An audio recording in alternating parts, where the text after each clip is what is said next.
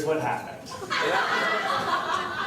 In the fall of 1998, I was cast in the musical Gypsy at the Paper Mill Playhouse, which is located just outside of the city in rustic Millburn, New Jersey. And I was very excited because starring in this production would be Broadway legend Betty Buckley. That's all she's getting all night. And one-time pop sensation Debbie Gibson, now performed under the pseudonym Deborah Gibson. Now, for those of you who don't know who Betty Buckley is, she's most well known as having played Abby Bradford, the stepmother on 8 is Enough. She was always drinking coffee and wearing a house coat or one of those Rolex sweaters. But her true milieu is the musical theater, where she has become a legend in such shows as Sunset Boulevard, Triumph of Love, Mr. Ermintrude, Carrie, and most famously, Cats. Where in 1983 she won a Tony Award for belting out memory and riding a tire into outer space. And into my heart. And now, for those of you who don't know who Deborah Gibson is, she's kind of like Britney Spears' mom.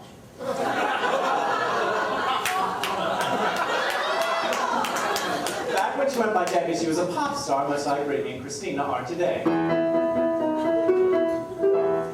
But she's better than those glorified lap dancers, because she would actually write her own songs, play her own instruments, produce, and most importantly, sing when she performed. Okay, quick synopsis of the musical Gypsy. Gypsy is based on the memoirs of the stripper Gypsy Rose Lake, but the musical really concerns itself with her mother, Rose, here played by Betty Buckley. Now, Rose was kind of the mommy dearest of the vaudeville circuit. She wanted to be a star herself, but that didn't work out, so she did the next best thing. She pushed her daughters into show business. Now, she's got two. June, who is fabulously beautiful and talented, and Louise, who is also her daughter. Now, eventually, despite Rose's best efforts, the girls grow up, and June ends up running off with one of her backup dancers. Who didn't see that coming?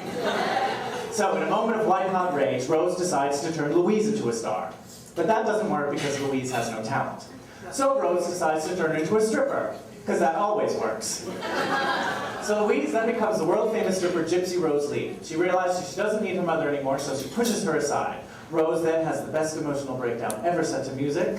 And then eventually the two women get together, make up trade furs, and go to a party. Now, Gypsy is easily one of the top 5 musicals ever written. Its score is old school Broadway at its best, with such hits as Let Me Entertain You, Everything's Coming Up Roses, and that monster hit, Have an Egg Roll, Mr. Goldstone. The only problem with Gypsy is that it's long. It's about 3 hours long. There's a lot of roses coming up.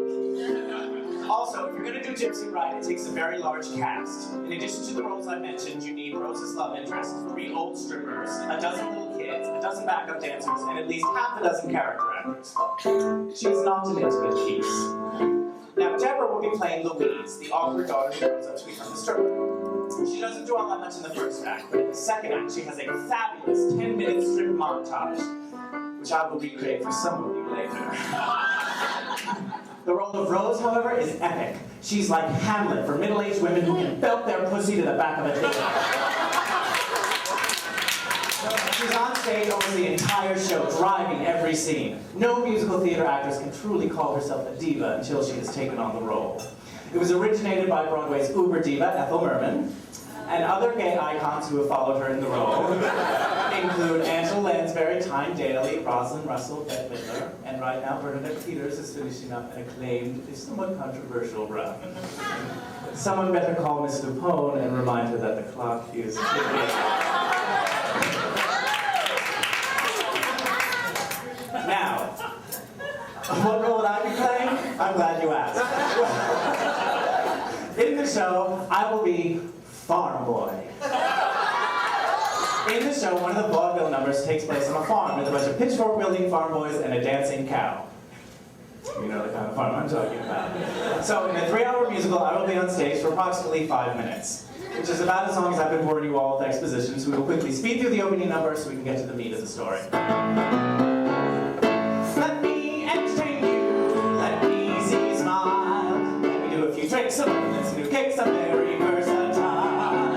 And if you're real good, I'll make you feel good. I want your spirits to climb, so let me entertain you.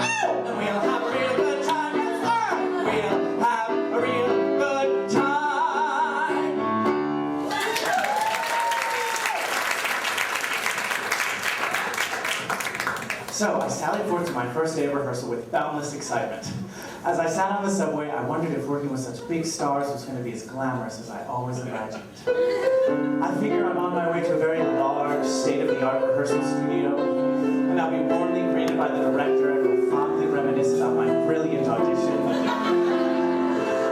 And then I'll look around the room for a place to sit, and I'll see an empty chair next to Betty Buckley.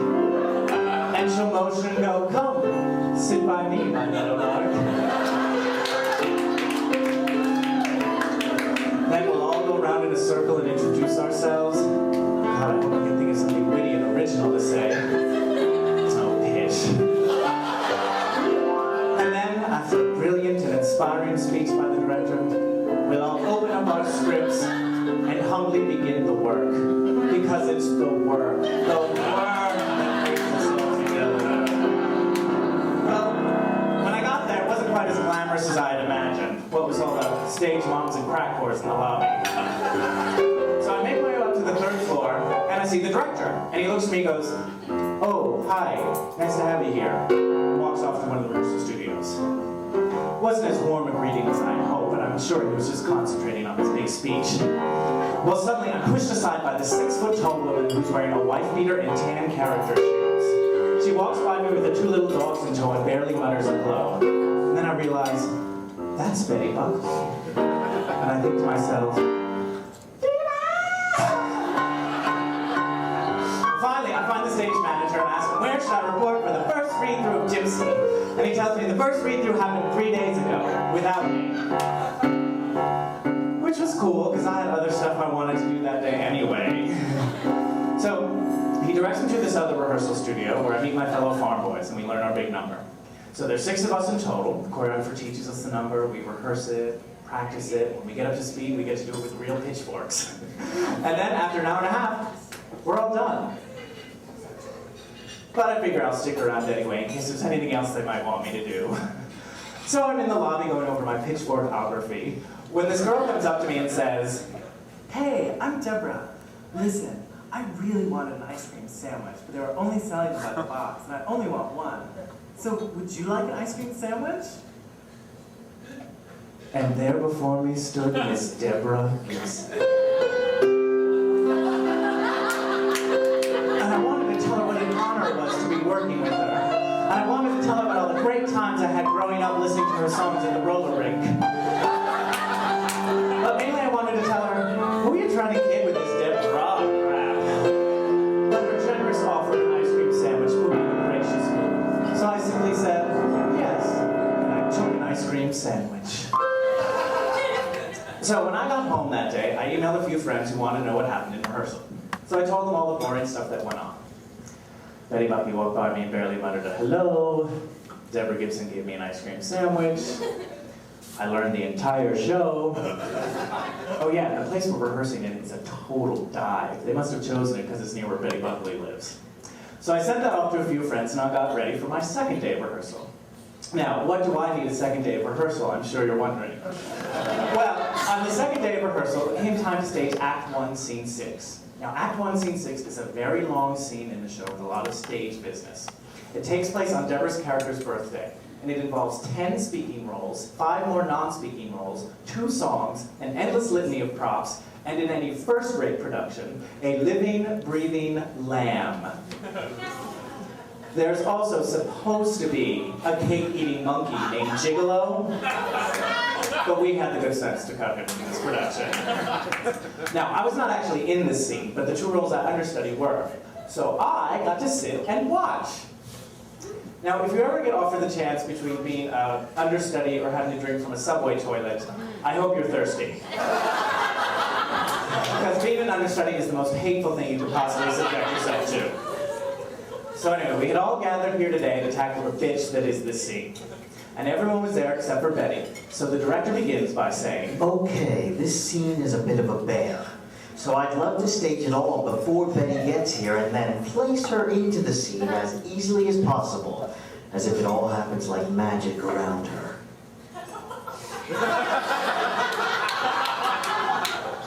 And we all think to ourselves, now here's a clever lad. It's almost as if we're pulling a fast one on the old girl. So So the assistant director ends up standing in for Betty, and as luck would have it, he and Betty have the same hairstyle, so it all works out great. So we're rehearsing the scene, and after a few hours, Betty comes in with the two little schnauzers in tow. I don't know where she was, but I'm sure she was very busy. So she comes in and introduces herself to everyone in the scene. Now, since I was not actually in the scene, but sitting against the wall, she did introduce herself to me. But all in good time, I'm sure.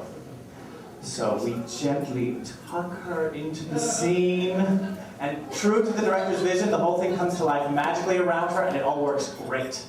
We run the scene a few times flawlessly, and just when we're all about to take a collective sigh of accomplishment and move on, Betty stops and goes, "Do you think my dog should be in the scene?"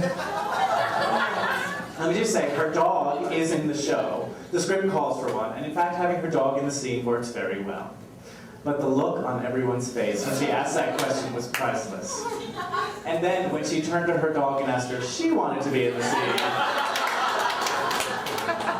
well, that was a moment of musical theater history. So I got home from rehearsal that day, sore from all the work I had done, and I had a few emails from friends saying, I love the account of your first day of rehearsal. Please, let me know if anything else interesting happens. I thought, shit, they like the ice cream sandwich, how can I not tell them about the dog? So I sent that off to a few friends, and to a few more who I knew would also find it interesting. Now, already there were rumors about this production going on tour. Apparently, Betty wanted to take the show to Toronto, then tour throughout the rest of Canada, then travel throughout Europe, end up in London, maybe take a quick jaunt over to Australia and New Zealand, finally tour the United States and end up on Broadway. Well, I had nothing planned for the next 3 years, so who knows? So, I arrived the next day for rehearsal to find everyone sitting around doing nothing. They had begun a run-through of Act 1 3 hours ago and got as far as page 4. Now, they'd all just come back from lunch, and everyone, including Betty and Deborah, had gone to the same restaurant. So someone relayed this snippet of mealtime chat. Betty, I went home yesterday and said, wait till you see how beautiful my daughters are in the show. Deborah, Who'd you say that to? Betty, My parrot.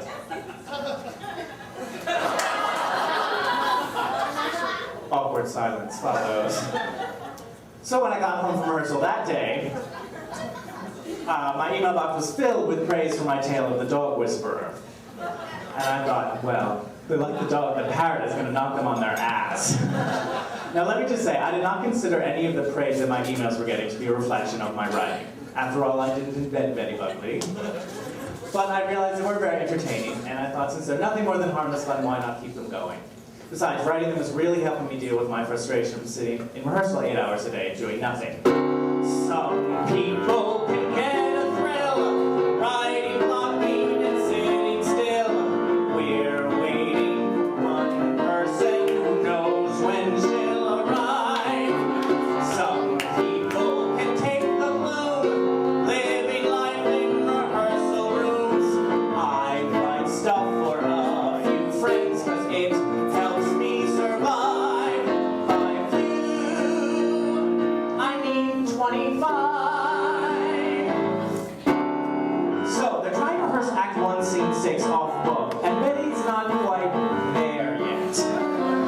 She's struggling, but she's not calling for lines, so the person on book isn't giving it to her.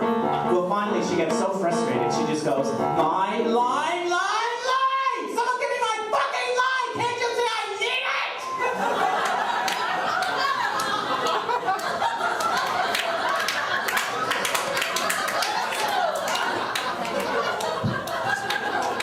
Obviously, she needed something. Then, at the end of rehearsal, she gathers us all around to give this little speech, and she says, I'm sorry, you're all so wonderful, you've all learned your lines, but I don't work that way. You must understand my process. I don't memorize lines, I memorize intentions and connections. And I lean over to find word number 6, and I say, did you ask her about her process? Because I know I didn't. Why don't you make it your intention to connect the words together? Some people will not lament, suffering through the day's torment. But not me, I've come to see how much fun these emails can be. I just sent 43.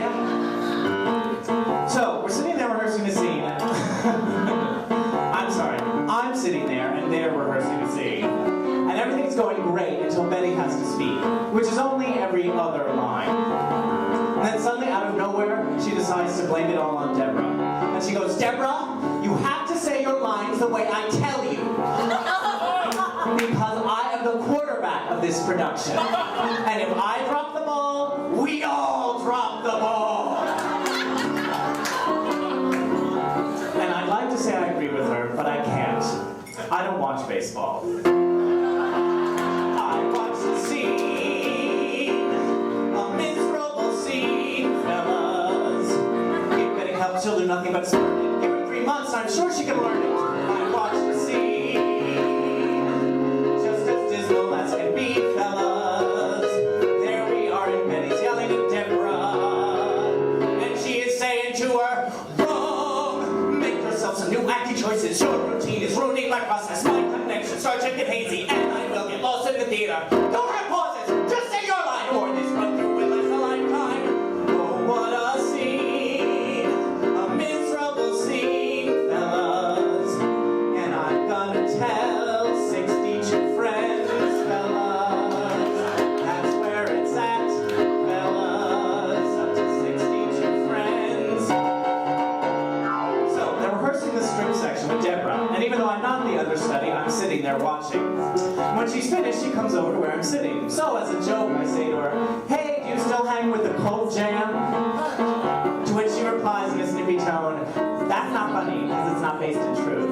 I've met Lisa Lisa and the cold jam, but I never hung with them. So it's not based in truth, and it's not funny.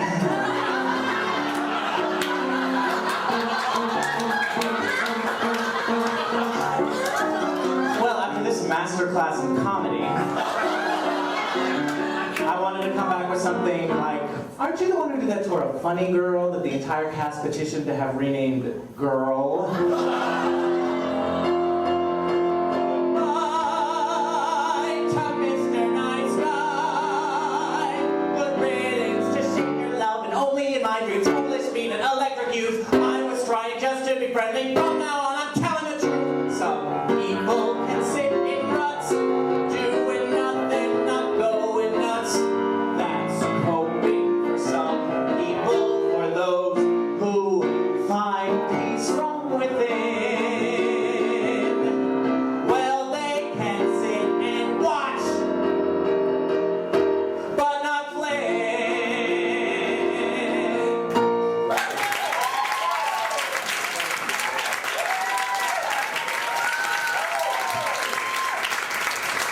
So, today we're doing a presentation of a few numbers for various and they asked us all to dress in rehearsal chic. Fortunately, they didn't tell us what that meant, and my wearing sweatpants were at the cleaners. So, I arrived at the rehearsal studio to find everyone's standing around waiting to be told what to do. So, eventually one of the assistant stage managers comes down and tells us that we might be doing my big number, so could I please change into my chic rehearsal clothes? Well, before I could find a way to figure that out, this theater writer who I recognized came in and asked if he could speak with me. And I thought this was kind of weird, I didn't know why he'd want to talk to me. But he pulls me in the corner and he says, So are you the one writing the emails? Now don't worry, I won't repeat anything you wrote. However, you were wrong when you said you thought Betty lives near the rehearsal studio. She really lives. he told me where she lives. Also, you made a spelling mistake. Apparently, paper mill is supposed to be 2 words, not 1. So this theater writer hasn't just heard about my emails. He's read them and graded them. So I spent the rest of the day staring into the black hole that was my future, trying to figure out what to do. Obviously, I had to stop writing these emails.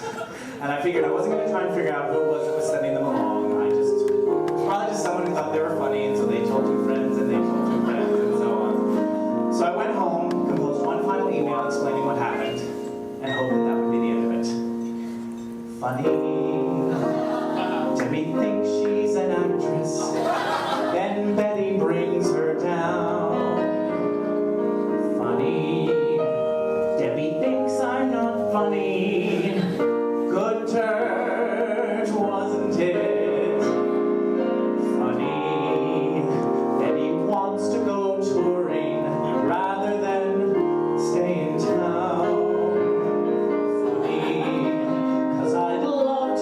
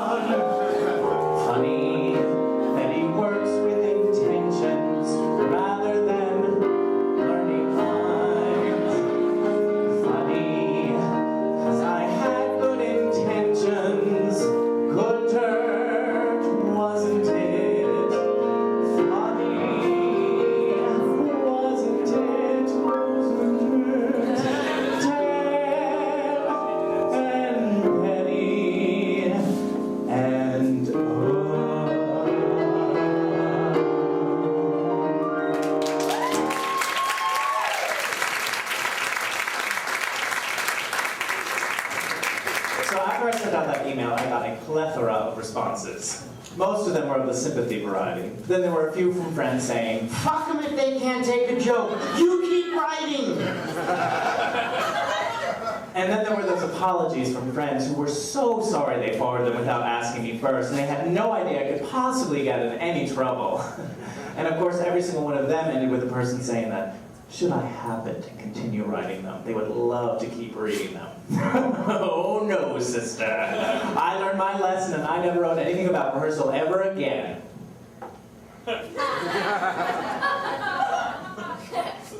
Okay, that's a lie. I mean, I stopped sending them to 62 people, but I did continue writing. But I kept it all locked up in the Hello Kitty journal that is my heart. So, it's our last day in the rehearsal studio and tension is sky high. And after lunch, we're working on Act 1, Scene 6. Now, a while ago, Betty had asked for a bit of stage business where she pretends to faint and one of the extras catches her. Well, she does it, but the person who's supposed to catch her isn't paying attention. So she falls on her ass. It was one of those moments like when a baby falls and everyone just freezes and prays it won't start screaming.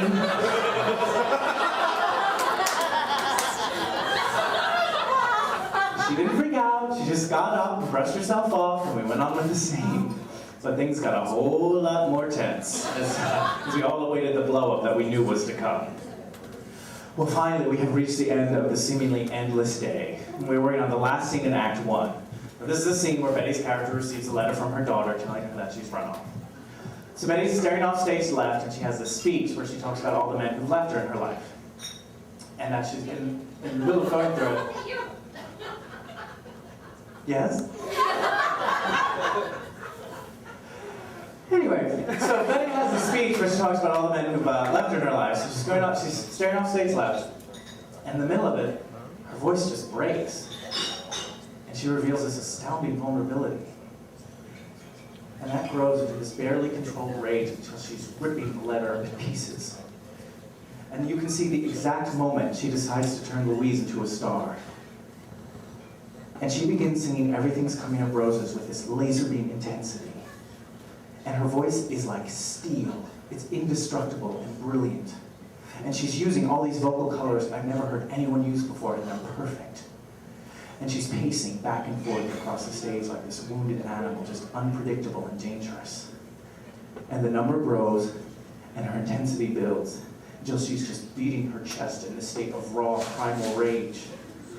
And finally, the number ends, and my jaw is on the floor, and tears are streaming down my face, and I look at her and I think, you motherfucker! I mean, she was brilliant! I mean, she was ferocious, thrilling, inspiring, just... And I hated myself for allowing myself to turn into this small-minded, bitchy theater faggot who thinks, well, how dare they call me to rehearsal 8 hours a day where all I do is sit around and do nothing. And I vowed from that moment on that I was going to be a model farm boy. Now, the next day we began tech rehearsals at the theater, which are notoriously fraught with tension. But actually the first few days went great.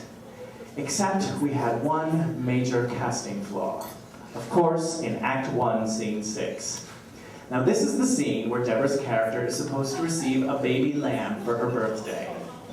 A baby lamb. Baby. They did not get a baby lamb. We were told this was not the breeding season for baby lambs. So instead, they got a big-ass black sheep. This thing was about the size of a midget pony. One of the farm boys was supposed to carry it on and hand it to Deborah. Clearly, this would not be happening without the aid of an intricate system of ropes and pulleys. And I am sorry to say that when Deborah sang her song to it, it relieved itself on her. Obviously, this was not going to work out, so they sent someone to find a place where they breed baby lambs out of season. Now, what I thought was weird is not once did they rehearse the scene with Betty. I think it all would have worked out great. After all, it involves her two favorite things: telling other people what to do and talking to the animals. So later that day, one of the chorus girls comes up to me and says, My roommate got an email yesterday that I think you wrote about what's going on in rehearsals.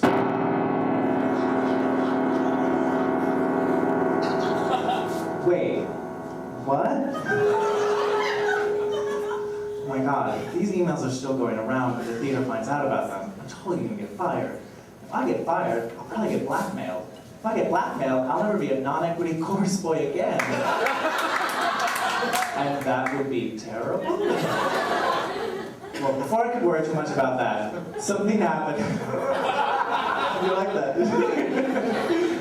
Before I get too worried about that, something happened that eclipsed all other events that came before it. Now they were rehearsing a scene, and someone couldn't hear their cue, so they missed their entrance, so we had to stop. And all of a sudden, Betty just starts to lose it. And her whole body starts shaking as she begins to unravel.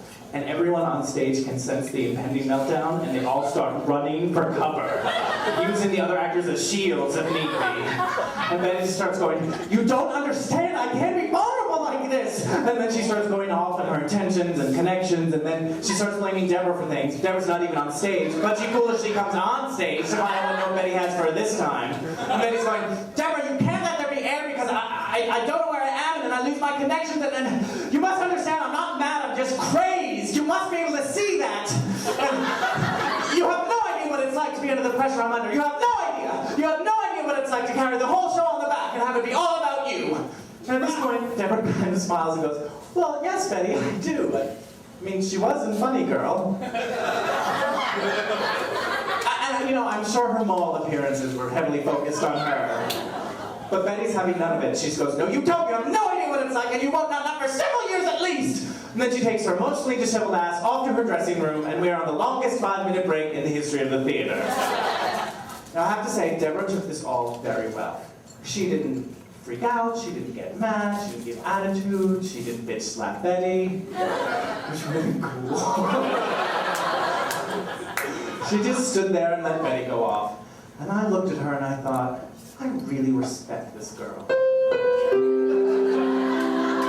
Because not only is she being professional above and beyond the call of duty, but she's working really hard at a thankless role.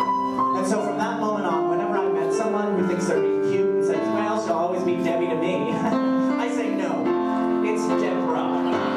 And you better respect that.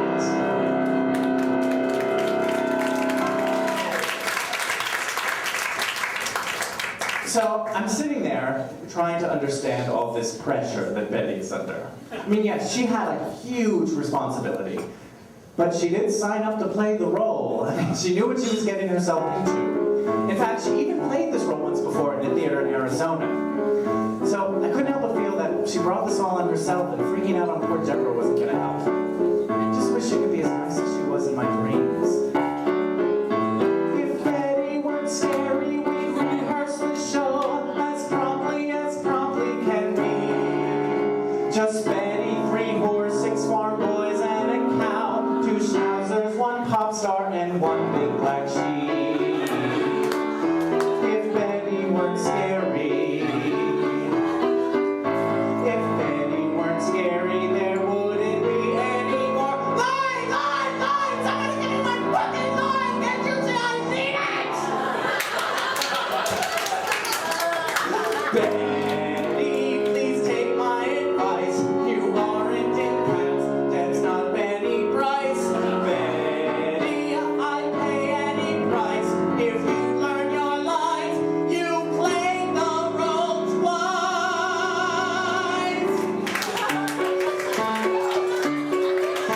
It would be so nice if Betty stayed normal today. But Betty gets scary and very contrary, and always gets carried away. Oh, Betty, don't scare us today.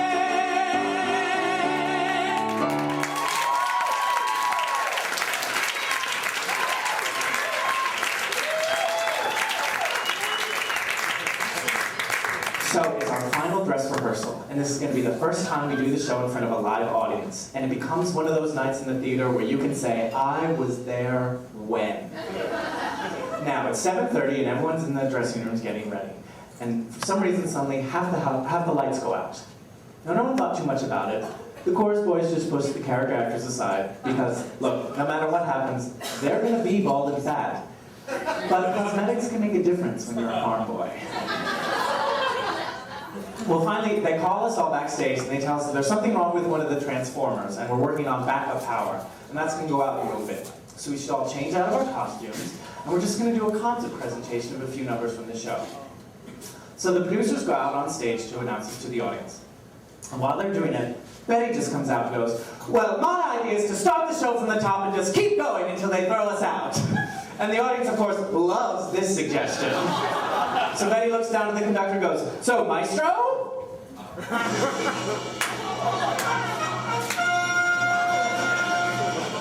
The producers are rendered speechless as all of the color drains out of their face. Betty marches off stage and announces to everyone, all right, kids, we're going to do the show from the top, and goes to her dressing room to finish getting ready. And suddenly, backstage, there is mass pandemonium. Hurricane Betty has hit, and there is no eye in this store. Everyone is running around like freaks, not knowing what to think or do. Are we really going to do the show? What if the power goes out? Should we stay in costume? They're all going to laugh at us! They're all going to laugh at us! They're all going to laugh at us! Eventually, the stage manager throws down his headset and goes, all right, I guess we're going to do the show from the top. Betty comes out of her dressing room and goes, this is how we used to do it in the old days, kids. No sets, no lights, no props. Apparently, she was in the original Athens production back in 2000 BC.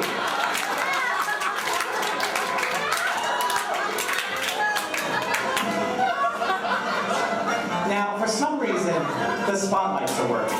So the entire show goes on by spotlights. The first scene goes fine, and then on to the second scene. Now, the set's supposed to be pulled on by winches, which of course are not working. So Betty comes on stage, she's supposed to put her coat on a table. She goes, could we get a table here? Well, there's supposed to be a table here, and this audience of homosexuals is loving this. They live for shit like this.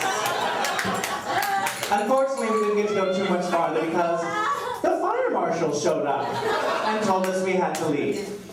Now, it was about 9:30 at this point. They said it would take about 24 hours to get the power back in working order, so we should all be in the theater tomorrow at noon. So as I'm leaving the theater, one of the costume designers pulls me into a corner and I said, what's wrong? Am I in trouble? To which he replies, you might be. You know that email you wrote from John Boy, the farm boy? It's going all over Manhattan. Everyone is reading it.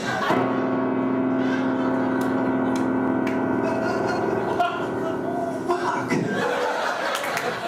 The costume designers are talking about that? Those bitches have looser lips than chorus boys.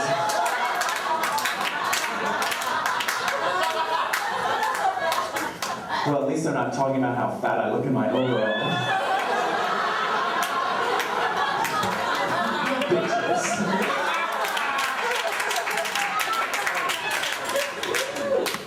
So, I shouldn't have taken a mic in it. So after a few more preview performances, our glorious opening night is finally upon us. And so I'm going to show you all what I did in this show. Picture it, Act 1, Scene 8. The curtain rises on an idyllic scene. There is a very large haystack just off stage center. The stage is littered with virile young farm boys who are all wearing overalls, flannel shirts, cowboy hats, holding pitchforks and posing as if they're in an ad for gay Marlboro cigarettes. The mellifluous sounds of mourning from Peer Gynt by Grieg can be heard.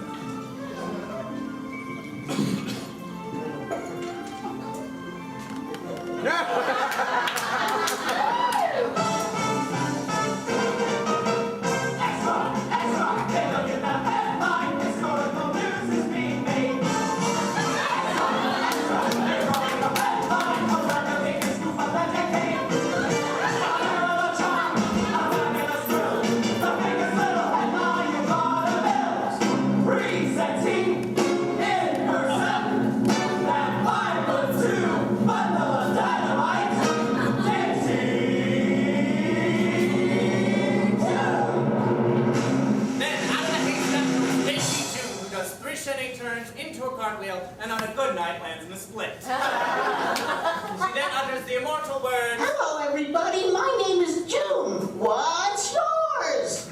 Then, from the stage right come two grown women in a cow costume. With Liza Minnelli teacup eyes and a nose. And the dance continues. I have a moo cow, a new cow, a true cow, Caroline. Moo moo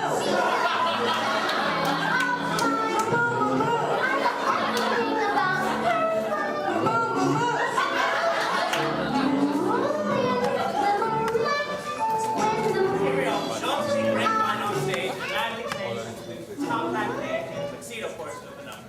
Unfortunately, time and space constraints forbid me from showing you that. But trust me when I tell you it was 90 seconds of pure Broadway magic.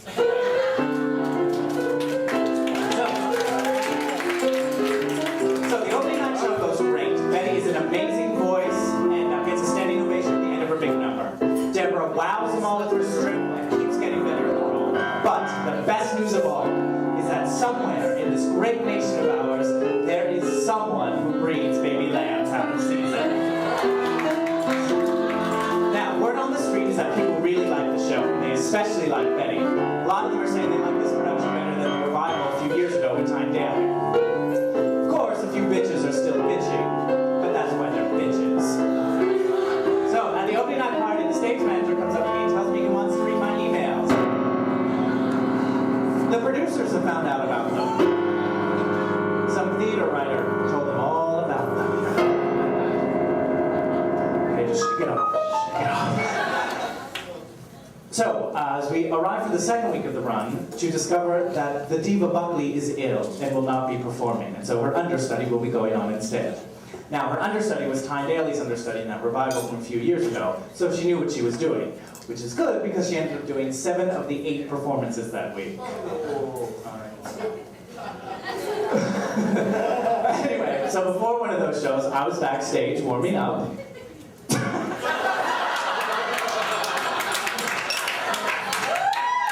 Okay, I was in my dressing room smoking. Okay, I don't actually smoke, but the scene plays better if I'm smoking. So for the reality sake, I'm smoking.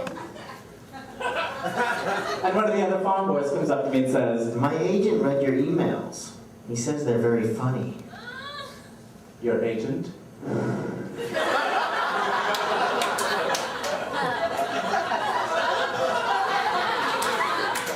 How did he get them? The vice president of Actors Equity faxed them to his office. I hear he faxed them to every agent and casting director in town.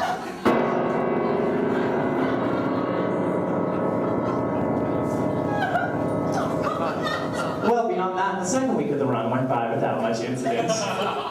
So on our day off, I was talking to a friend of mine and, describing this situation I had found myself in and telling him how I'm always so stressed backstage because I'm always afraid that Betty or one of the producers is going to come up and start yelling at me. And I don't know, everyone keeps saying these emails are going everywhere and everyone's reading them, but I have such a hard time believing that. I mean, what's in them that people would be so interested about?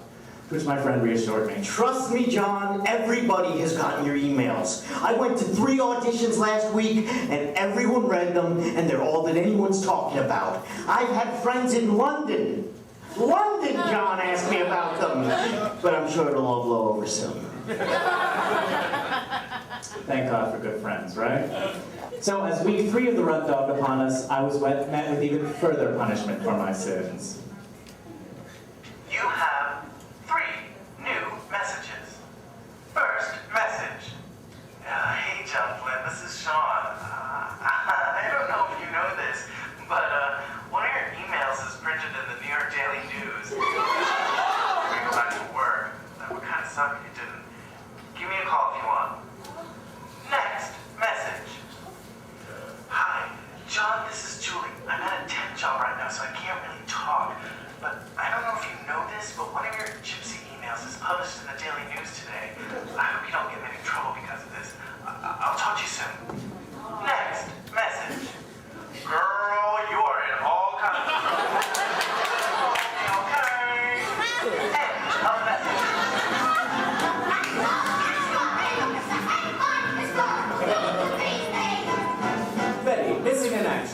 If you're planning a trip to the Paper Mill Playhouse in Middleburg, New Jersey to catch Betty Buckley as Mama Rose and Gypsy, call ahead to make sure the diva will be performing. Buckley is suffering from a flu-like illness that forced her to miss all but one performance last week. Meanwhile, theater gossips are lapping up a series of emails posted on the internet by a Gypsy cast member. They give a glimpse backstage, including an exchange between Buckley and Deborah Gibson, who plays Gypsy Rose Lee. Betty, I went home yesterday and said, wait until you see how beautiful my daughters are on the show. Deborah, who'd you say that to? Betty, my parrot. Awkward silence follows. The writer adds, apparently after this production, Betty will be playing Dr. Doolittle.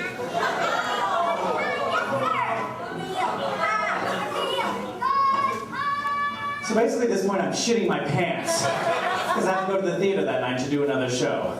And on my way there I just thought, okay, just go in there, get your stuff, and leave. Don't say goodbye, just get out of there.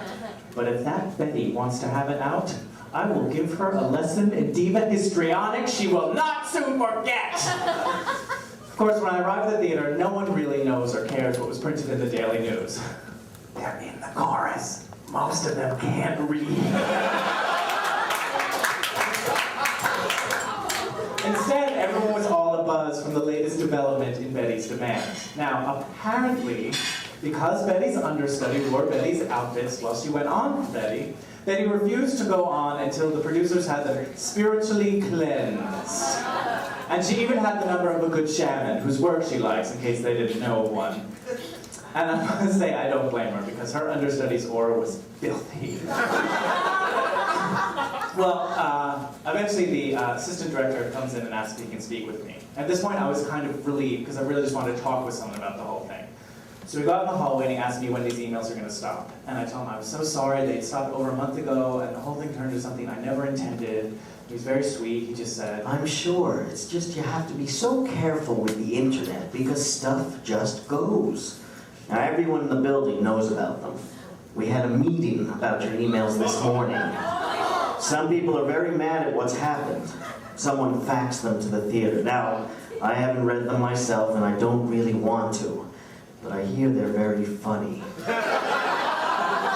I'm glad they've stopped, but just be careful next time. that was it. He was very sweet, which of course made me feel worse about what had happened.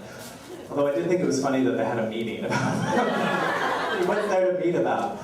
Okay, does Betty have a parrot or doesn't she? Now, the thing that was freaking me out at this point is I still had no idea what Betty knew about these things. I mean, I never saw her before the show because she was always late.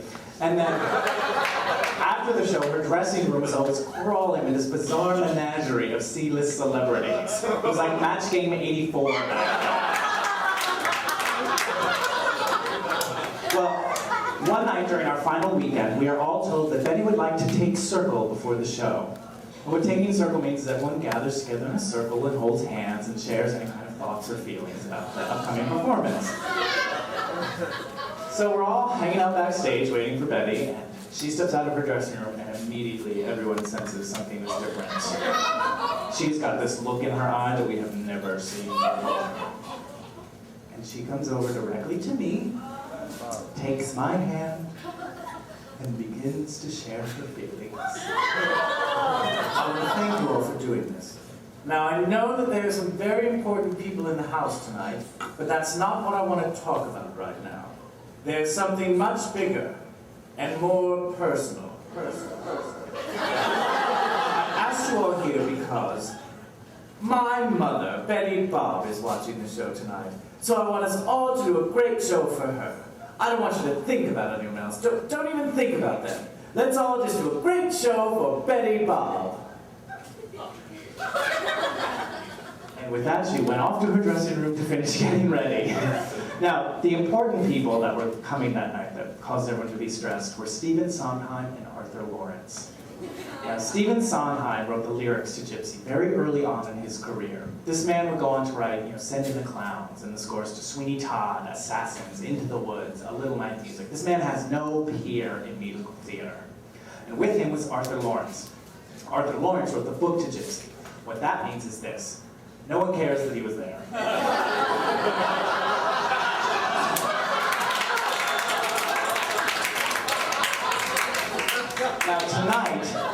We have to do more than just please Sondheim. We have to get his approval if we're going to take this show on Betty's Magical Mystery Tour. And Sondheim is notorious for stopping productions if he's not pleased with them, so the tension is very well deserved. But we all rise to the occasion and give a thrilling performance. Betty does her usual brilliant turn where she goes insane and slaps her tits. And as always, Deborah has boffo chemistry with the lamb. Now, after the show, everyone's waiting backstage, hoping they get a chance to talk to Stephen Sondheim. I figure there is no chance in hell he's going to go, "That tall boy wore a hat? Bring him to me." So I just leave the theater, and as I exit the stage door, I see a friend of mine who's there. He saw the show that night. So I give him a big hug, and I say, "You came on a really big night. Stephen Sondheim is here." To which he replies, I know, I was sitting 2 rows behind him and the other one. I instinctively grabbed his arm and I said, "You tell me everything you saw." Well, they showed up drunk, and at intermission, they just got drunker.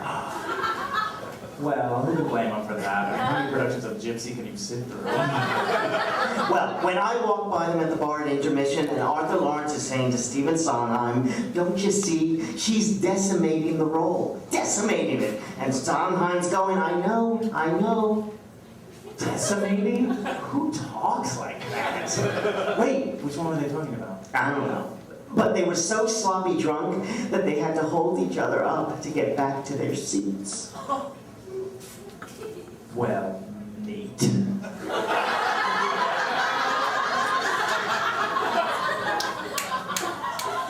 I decided I wasn't going to tell my friends, anyone in the cast, what my friend had told me. I figured it's the last weekend, let's just get through it. But I realized this did mean an end to Betty's tour dreams. Funny, Betty wants to go touring rather than stay in town. Sorry, but you're not going touring.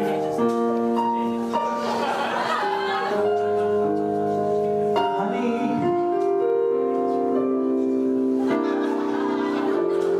Well, the last day was a Sunday. We had 2 shows. So in between the performances, the producer had dinner for everyone, which was very nice.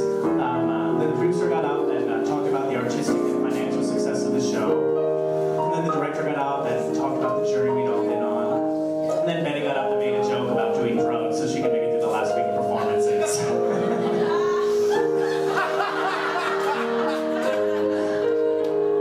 Then she gave this really nice speech thanking us all for accommodating her and her process so much. And I have to say, she seemed really sincere in her speech. And so I sat there and I wondered if the whole thing was worth it.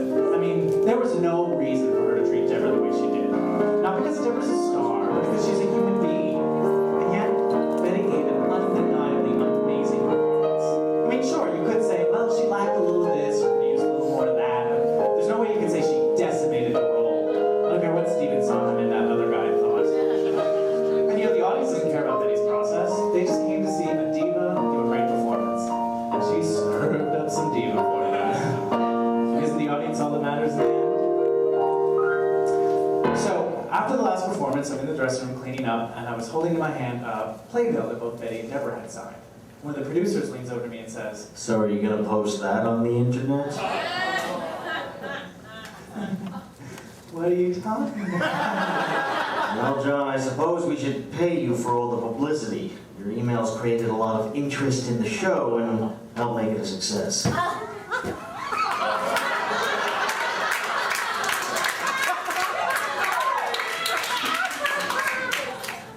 Oh, sure, no problem. It was my plan.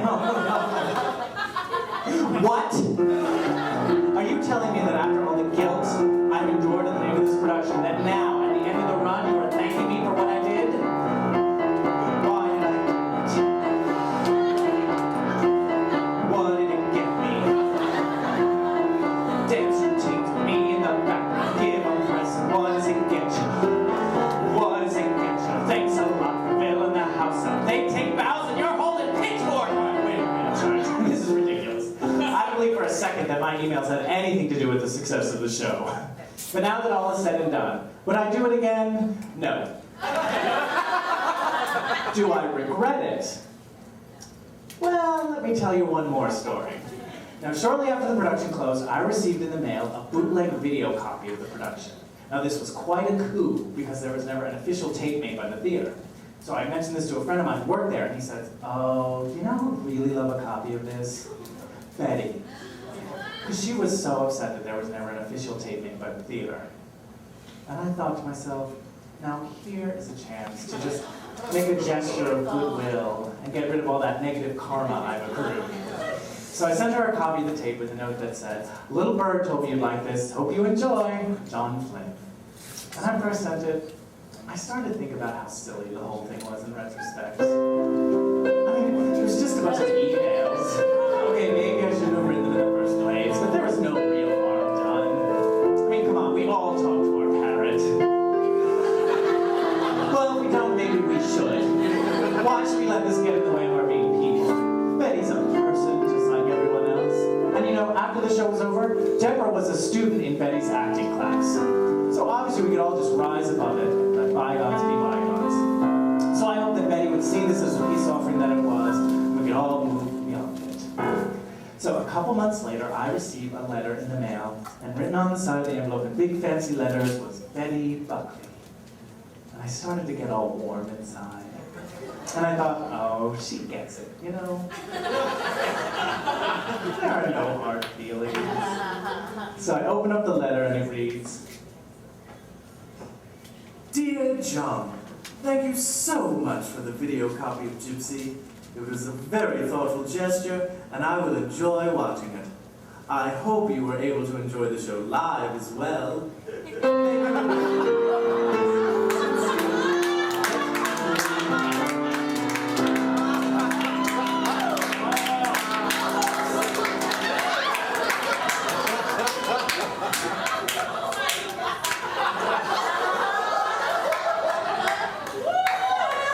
That dirty whore has no idea who I am.